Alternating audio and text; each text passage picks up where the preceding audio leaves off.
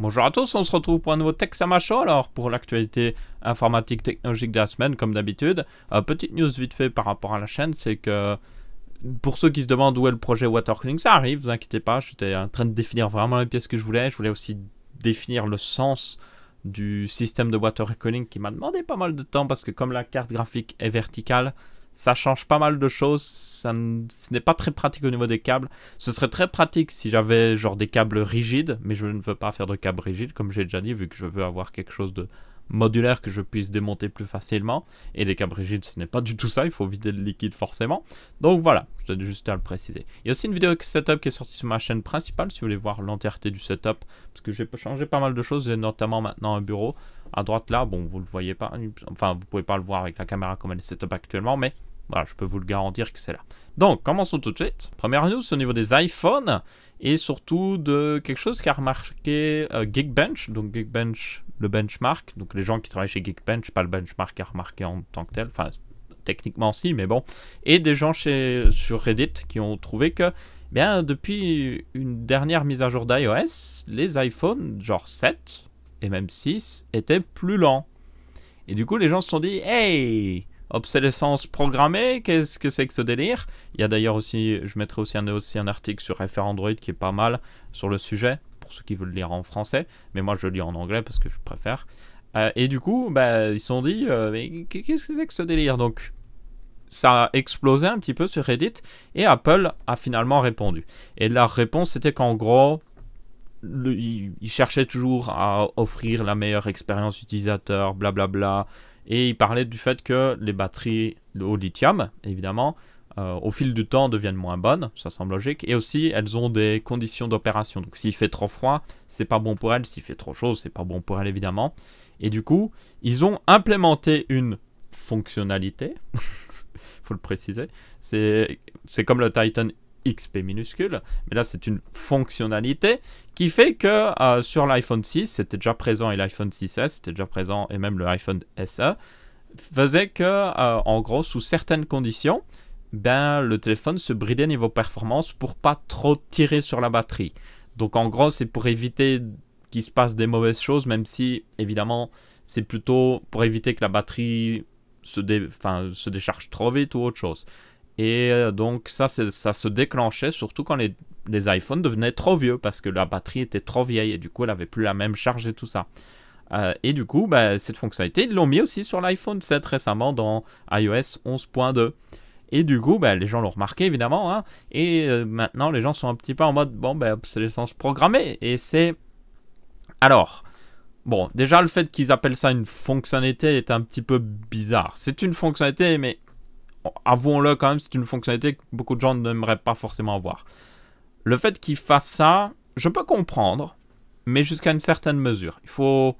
Si c'était sur un vieil iPhone, vraiment vieil iPhone, et que limiter un petit peu les performances lui permettrait d'avoir plus de batterie, ok. Mais alors, selon moi, ça devrait être déjà une option à activer. Genre, je l'active moi-même, je dis, ok, je veux que mon iPhone se bride performance pour avoir plus de batterie ou avoir une meilleure durée de vie ou autre chose. Mais qu'il l'active d'eux-mêmes sans rien dire, et même vraiment sans rien dire, c'est un petit peu bof. Et surtout qu'il l'active sur l'iPhone 7 qui est sorti il n'y a même pas un an, c'est assez abusé. Genre, ok, de l'activer sur l'iPhone 6, ça fait un petit moment qu'il est sorti. L'iPhone 6S encore, mais l'iPhone 7, est-ce qu'il y a vraiment besoin de l'activer déjà maintenant? Ça me semble être un petit peu abusé. Et selon moi, franchement, ça ressemble plus à vraiment de l'obsolescence programmée encore une fois. Même s'ils veulent offrir la meilleure expérience.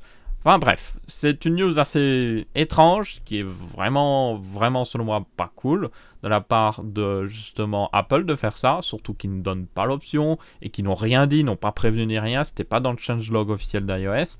Un autre problème, c'est si c'est une fonctionnalité, pourquoi ce n'est pas dans le changelog officiel? C'est que vous étiez conscient que ce n'était pas une fonctionnalité et que c'était juste du pur bridage parce que vous n'avez peut-être pas envie d'avoir un iPhone peut-être qui explose dans la poche de quelqu'un parce que la batterie était mauvaise ou je ne sais quoi, mais surtout vous n'avez pas envie vous avez envie que votre dernier iPhone paraisse encore mieux, ou que les gens se disent « Ah, mon iPhone devient lent, il est temps que je change, oh là là !» C'est surtout pour ça, je pense, vraiment. C'est vraiment les gens qui se disent « Ah, il devient lent !» Parce que la plupart des gens, monsieur tout le monde, il se dit juste, ah, ça devient lent, il faut que je le change. Alors que moi, je pourrais juste vous dire, en général, si quelque chose devient lent, il suffit juste de le reset totalement, paramètres d'usine, remettre ce qu'on avait de plus important dessus, et vous repartez, et ça marchera beaucoup mieux. C'est le cas avec Windows, c'est le cas avec beaucoup de trucs. Mais bon, du coup, monsieur tout le monde, lui, il va juste dire, c'est lent, je vais acheter le dernier iPhone 8 ou je ne sais quoi, ou le dernier iPhone 10 ou je ne sais quoi. Enfin bref, oui, je prenais ma voix de riche comme ça. Enfin bref. De go, comme j'ai dit, pas cool et clairement pas une fonctionnalité, il faut qu'ils arrêtent de se cacher derrière ce mot. Autre petite news Apple, c'est que Apple voudrait avoir des plans, alors c'est une rumeur, de plans comme quoi ils voudraient, alors c'est même pas vraiment une rumeur parce qu'ils l'ont déjà vraiment dit plusieurs fois par le passé, mais en tout cas ils voudraient avoir des apps universelles entre iOS et macOS X. Du coup ça permettrait de faire en sorte que bah, si vous avez une application, je sais pas moi, vous avez l'application, bon évidemment il y a Spotify sur macOS X, mais imaginez vous avez l'application Spotify qui n'existe que sur iOS, hop, vous pouvez la faire tourner sur votre macOS X, ce qui est plutôt cool, c'est même vraiment cool en fait. Alors, il faudra voir comment ils vont l'adapter et tout ça. La meilleure exemple, je pense, c'est tout simplement Chrome OS, qui a exactement cette fonctionnalité qui permet maintenant de faire tourner des apps Android sur Chrome OS. Évidemment, Chrome OS n'est pas un full OS vrai comme Mac OS X, qui est réellement utilisable pour faire pas mal de choses. Donc, c'est pas exactement la même chose, mais ça permet de voir un peu à quoi ça ressemble.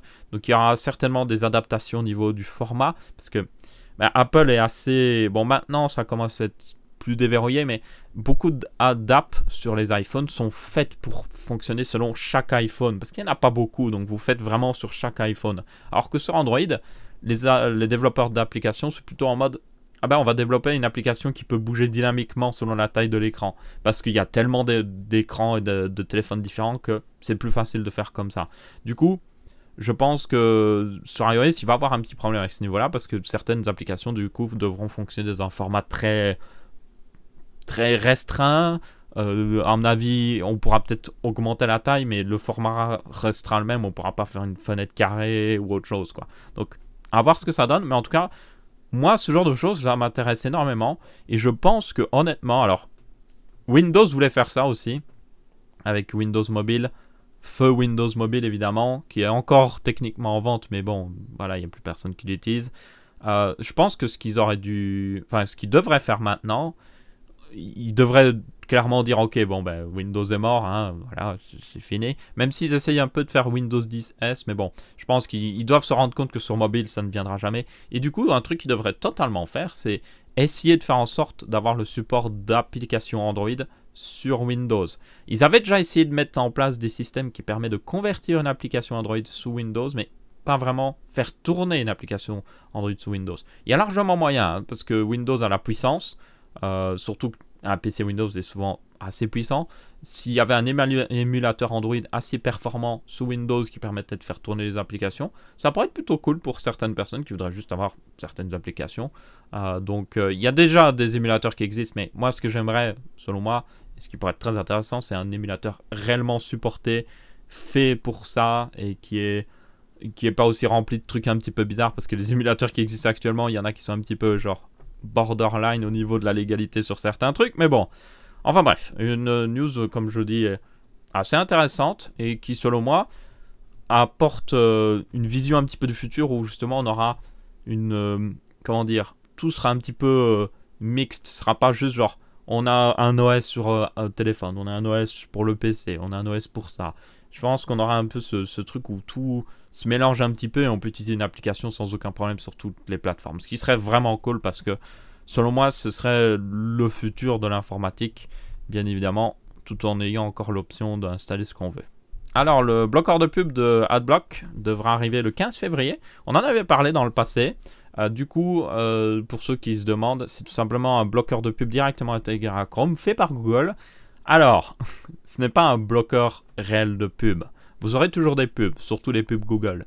Mais en fait, ce bloqueur de pub est fait pour bloquer les pubs qui ne sont pas... que vous ne voudriez pas voir en temps normal. Les pubs sur les sites de téléchargement, par exemple. Ça, c'est, je pense, le plus légitime, mais même pas forcément parce que vous téléchargez illégalement. Je pense à Mediafire qui a beaucoup de pubs très intrusives qui sont vraiment mauvaises. Et alors que vous voulez juste aller télécharger une map sur Minecraft, sur Mediafire ou je ne sais quoi. Donc ce genre de pubs ne seront pas, seront bloqués justement dans ce bloqueur de pub. Parce que c'est un bloqueur de pub de pubs malicieuses en gros. Donc toutes les pubs qui ne sont pas whitelistées par Google. Selon moi, c'est comme ça que devrait fonctionner un bloqueur de pubs. Donc autoriser les pubs qui sont respectueuses pour l'utilisateur, qui ne volent pas dans le visage, qui ne font pas des méga sons ou autre chose. Juste des pubs respectueuses, on les laisse, ok. Mais les pubs qui ne servent à rien, qui apportent des virus, on les bloque. Donc personnellement, je suis assez intéressé par ça. Et j'espère que ça marchera plutôt bien parce que j'aimerais ne pas devoir utiliser un bloqueur de pub la plupart du temps parce que après je dois whitelister les sites que j'aime bien ou autre chose. Donc ça m'embête un petit peu. Si je pouvais juste utiliser un bloqueur de pub qui bloque les pubs malicieuses et qui garde les bonnes pubs, celles qui sont respectueuses, moi ça me dérangerait pas. Donc voilà. Ah, ça c'est une news assez intéressante. Ça concerne toujours Apple ça. D'ailleurs, Civilization 6. Le jeu que vous, je pense, connaissez tous, c'est un jeu de stratégie, de gestion, au tour par tour, avec une map globale où vous devez diriger des petites unités. Eh bien, il arrive sur iOS. Et là, il va dire, oh, une version mobile. Non, non, non. Le full jeu, l'entièreté du jeu arrive sur iOS. Vraiment. Le jeu total. Aucune restriction. Évidemment moins beau, mais total. Et là, ça devient très intéressant. Alors, toutefois, il y a des limitations. Le jeu va coûter 60 €. Alors, actuellement, il coûte 30 € parce qu'il est à moins 50% pour Noël ou je ne sais quoi. Donc, ça va. Mais il coûtera à terme normalement 60 €. Il est disponible évidemment que sur l'iPad, comme j'ai dit. Donc, pas sur un iPhone ou autre chose. Seulement l'iPad, parce que vous avez plus d'écran sur un iPad. Je ne sais pas exactement la liste des iPads supportés. Je pense que la plupart de ceux qui sont encore vendus à l'heure actuelle doivent être supportés. Mais du coup, moi j'ai envie de dire... Enfin, on a... Alors, il y en a déjà eu par le passé, mais enfin, on a des vrais jeux sur mobile. Alors, on avait déjà eu Hearthstone sur mobile, qui était un vrai jeu, parce que c'est le full Hearthstone. Mais là, on a un vrai jeu mobile qui vient d'un jeu PC. Et c'est pas un truc rempli de microtransactions, payez ci, pour ça. Non, vous payez une fois, vous avez le jeu en entier. Et ça, j'aime beaucoup. Alors, le prix va être très discutable. Selon moi, le fait qu'il fasse une promotion maintenant à 32 €, c'est selon moi un très bon prix. Je serais prêt à payer franchement 30 € pour un jeu comme ça. Par contre, 60 €, le full jeu sur iPad, je ne suis pas entièrement convaincu. Je pense que c'est un petit peu élevé.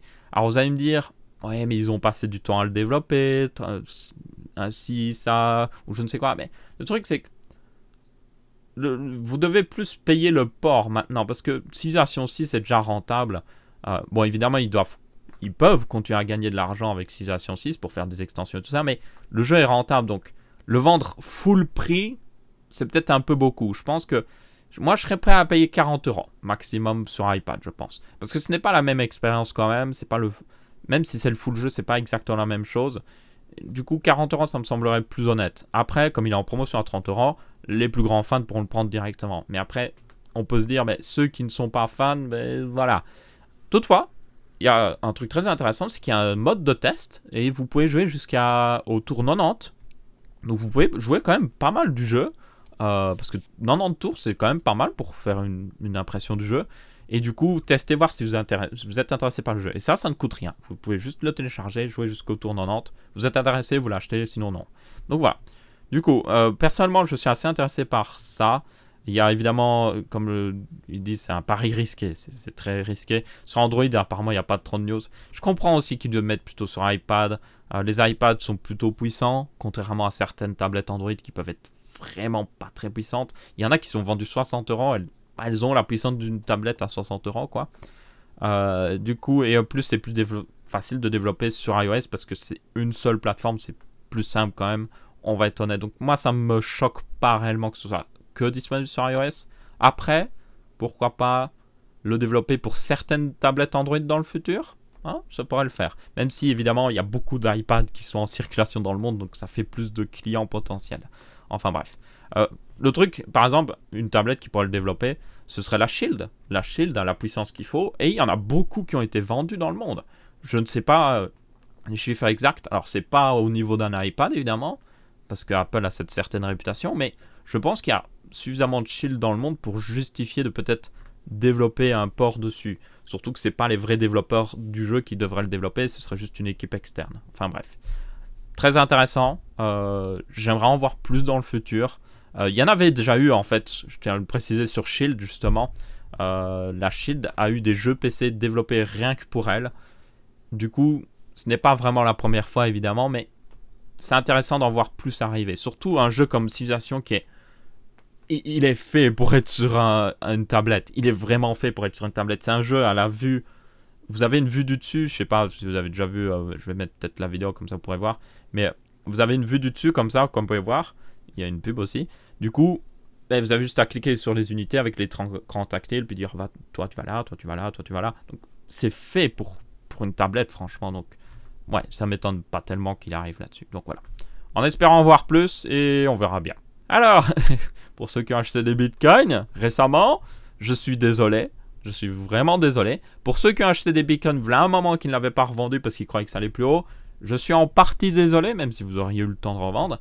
Mais, oui, je ne sais pas si vous l'avez vu, mais le bitcoin est un petit peu en train de se casser la gueule en ce moment. Ça ne veut pas dire qu'il va totalement chuter et disparaître dans l'oubli ou je ne sais quoi. Mais le problème, c'est un effet domino, je pense. La plupart des gens qui ont acheté des bitcoins l'ont acheté pour se faire de l'argent.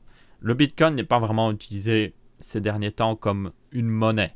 Il n'y a pas beaucoup de gens qui vont acheter des bitcoins en mode « Oh, je vais m'acheter une pizza avec ». Je me souviens d'ailleurs, j'ai vu sur Reddit un tuto d'un mec qui montrait comment acheter une pizza en 2011 avec des bitcoins. Pour la pizza, il a dépensé 13 bitcoins pour information. Donc, voilà quelques semaines, ça aurait fait beaucoup d'argent. Ça fait toujours beaucoup d'argent, mais ça fait moins d'argent parce que le cours du bitcoin a atteint les... À l'heure actuelle, par rapport à cette vidéo... il aura certainement peut-être diminué ou peut-être réaugmenté un petit peu d'ici demain à ce que je sorte la vidéo. Donc voilà, je tiens à le préciser.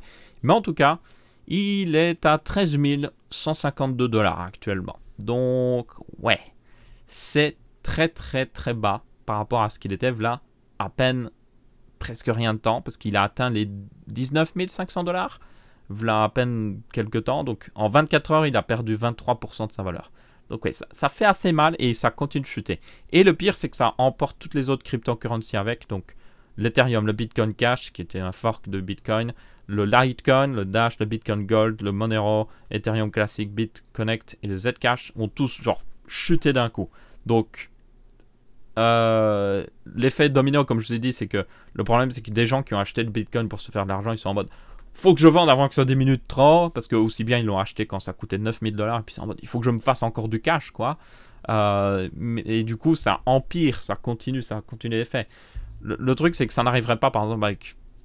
Les gens qui utilisent le Bitcoin critiquent souvent les monnaies réelles, mais au moins l'intérêt d'une monnaie réelle, c'est qu'elle est réellement utilisée comme une monnaie. Donc l'euro ne peut pas chuter d'un coup de 20% de sa valeur, ou sinon ça voudrait dire qu'il y a juste une crise économique mondiale. Parce qu'il y a tellement d'euros en circulation dans le monde que même si quelqu'un décide de transformer 1 milliard d'euros en 1 milliard de dollars, ça va pas faire un énorme changement sur l'euro.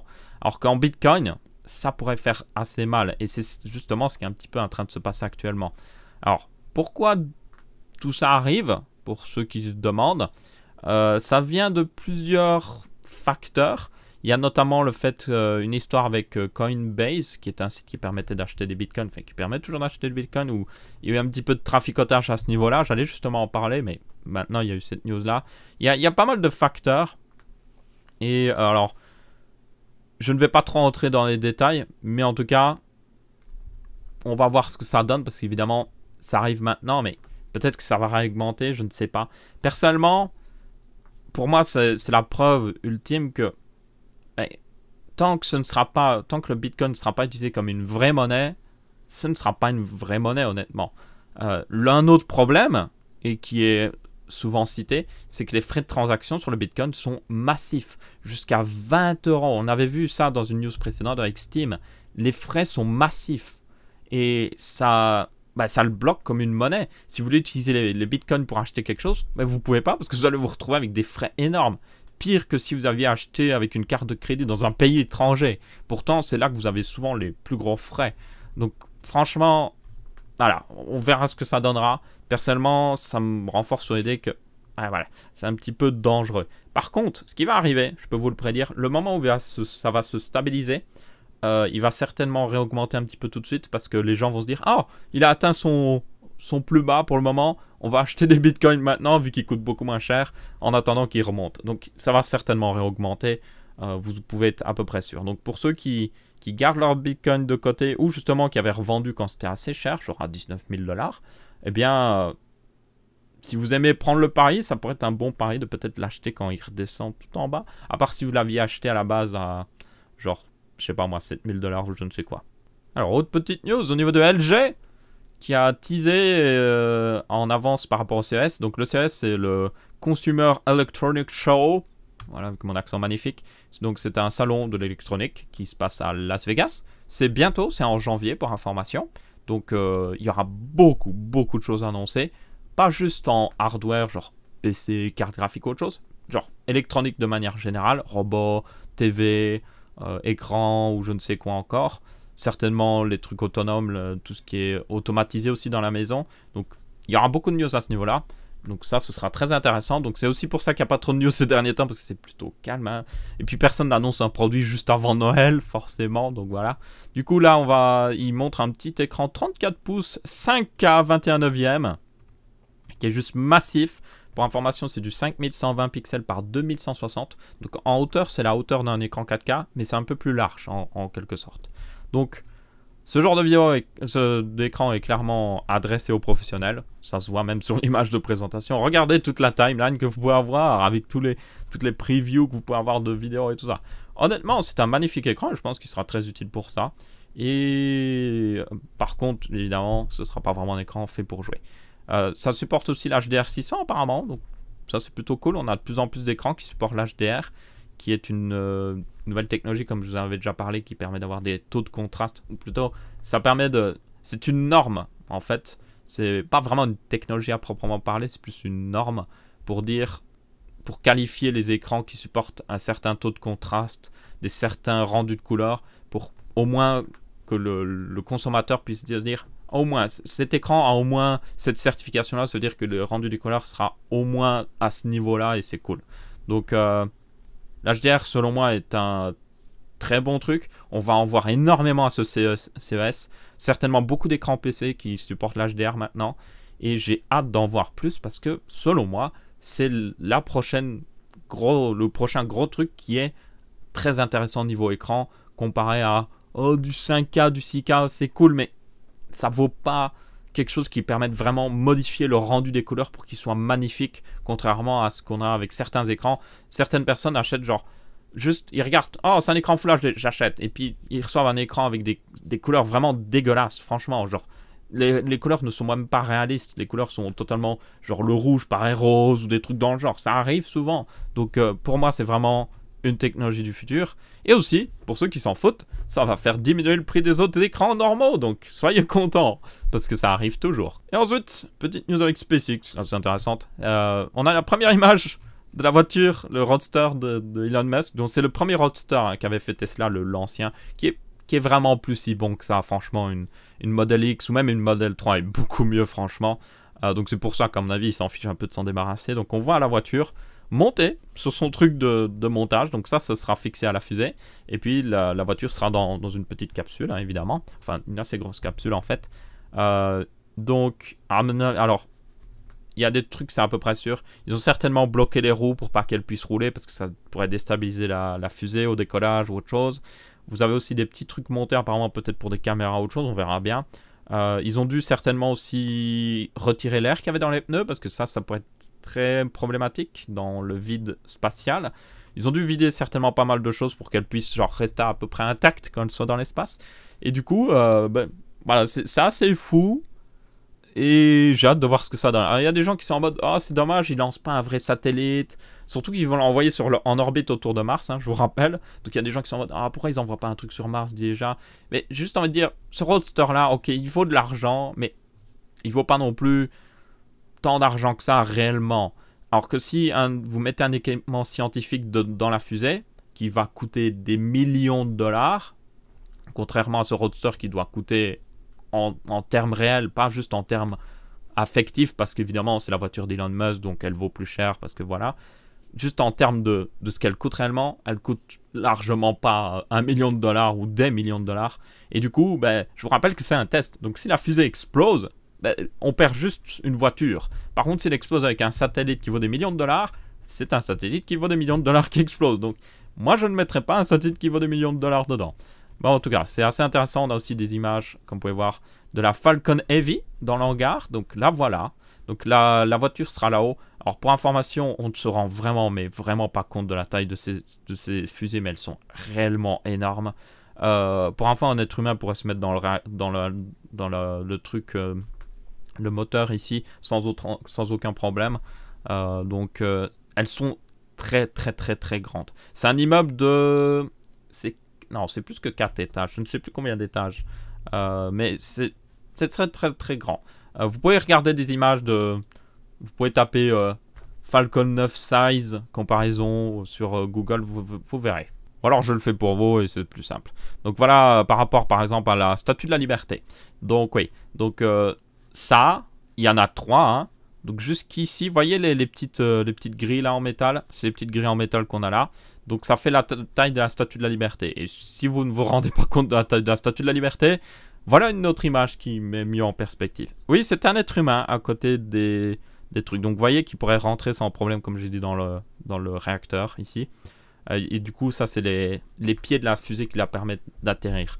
Pourtant, quand on voit sur les images du live stream, on se dit « Oh, ben, ouais, c'est grand, mais c'est pas si grand que ça. » Mais c'est réellement massif en fait comme truc. Et là, avec 3 Falcon 9 collés l'une à l'autre, c'est réellement énorme. Et tout ça juste pour mettre une voiture en orbite autour de Mars. Il y avait aussi un autre problème que j'avais déjà traité, c'est que ça pourrait contaminer, j'ai vu d'autres personnes qui l'ont dit, ça pourrait contaminer Mars si l'orbite est mal gérée et que la voiture finit dans l'atmosphère de Mars.